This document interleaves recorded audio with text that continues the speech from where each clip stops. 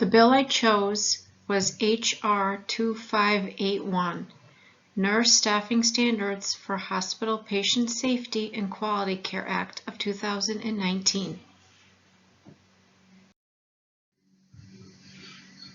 My thesis statement: nurse-to-patient ratios in hospitals should be mandated because it would contribute to job satisfaction, positive patient outcomes, and decrease the likelihood of adverse patient events. Nurse-to-patient ratios have a significant impact on patient care and job satisfaction. Patients are more acute nowadays and need the nurse's knowledge, experience, and critical thinking to be able to form relationships with patients and families, as well as provide exceptional care. When nurses have too many patients to care for, they face increased levels of job dissatisfaction, burnout, and have feelings of being overwhelmed. These factors have been found to increase the intent to leave the bedside. Patients nowadays have more knowledge of their diagnoses and the different treatment plans available to them. Ultimately, this can make the patients more demanding and less patient when it comes time for waiting on the nurse and doctors when they are in need of assistance. With higher expectations from the patients, nurses definitely feel the stress of having too many patients at once and not enough time to get everything done in the time allotted in their shift.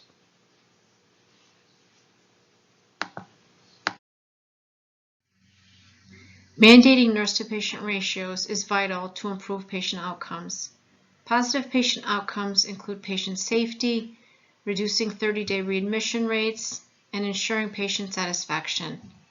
Evidence suggests improving staffing ratios is an important investment to improve what patients perceive as better care.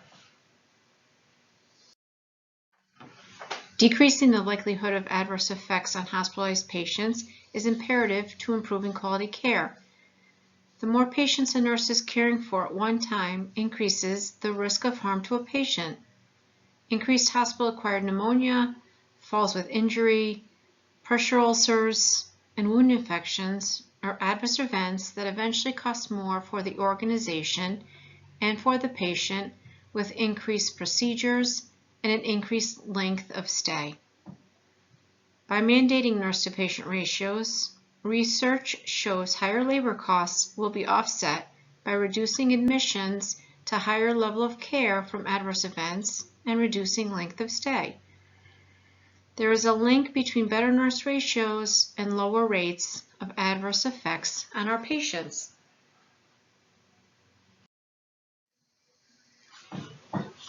H.R. 2581. What is this bill's main purpose? The main purpose of this bill is to establish requirements for direct care registered nurse staffing ratios. The bill proposes strict nurse-to-patient ratios which differ depending on the type of specialty. For example, a med-surg unit ratios might be 1 nurse to 4 patients. In a rehab unit, it may be 1 nurse to 6 patients. In the ICU, it's 1 nurse to 1 or 2 patients. And a step-down could be 1 nurse to 3 patients. This bill also has a focus on the competency level to which the nurse must demonstrate education and training. Nurses need to demonstrate their competency to be able to care for a specific patient population in order to deliver safe, quality care. This bill is vital to making a significant positive impact in healthcare if passed into law. The key is to have nurses at the bedside using their voice to make a difference. By educating ourselves, it will give us the knowledge and understanding to impact the change needed in our profession. Some background about H.R. 2581. The bill was introduced on May 8, 2019 by Jan Schakowsky.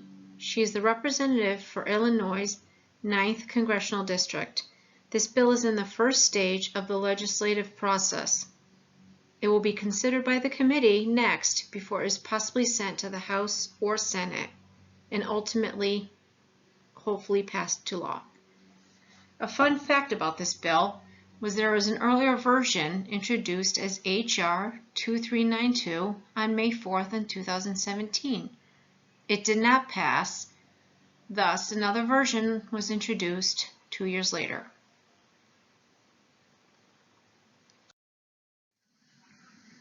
Summary of this bill's key points.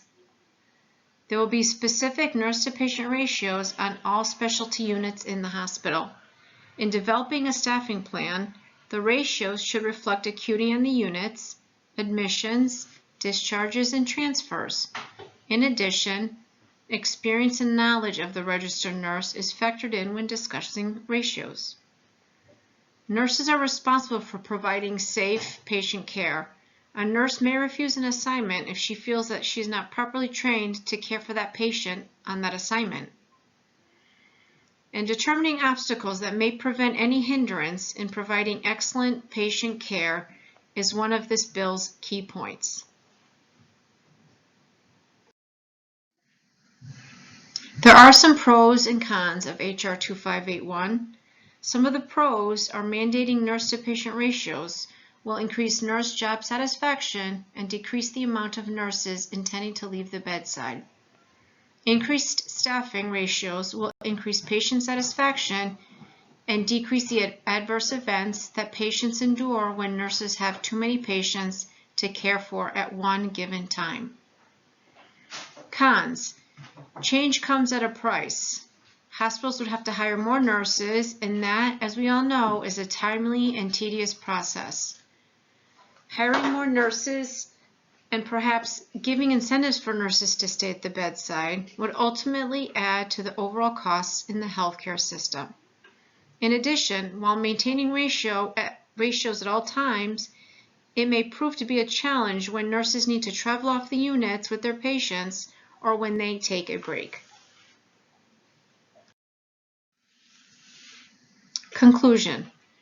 Inadequate nurse-to-patient staffing ratios affect nurses, patients, and their families, as well as hospitals in which the nurses are employed. High nurse-to-patient ratios are directly responsible for nurses' job-related burnout and job dissatisfaction. Hospitals should invest in mandated nurse-to-patient ratios, which would decrease the number of nurses with intent to leave the bedside, improve patient outcomes, and decrease the number of adverse events in hospitalized patients. Evidence shows a direct correlation between poor staffing ratios and poor patient outcomes. I believe it is of vital importance for hospitals to invest in more nurses at the bedside. Nurses need to use their voice and become involved in different ways to make positive changes. Mandating nurse-to-patient ratios will help to maintain a stable workforce while keeping our patients safe from harm.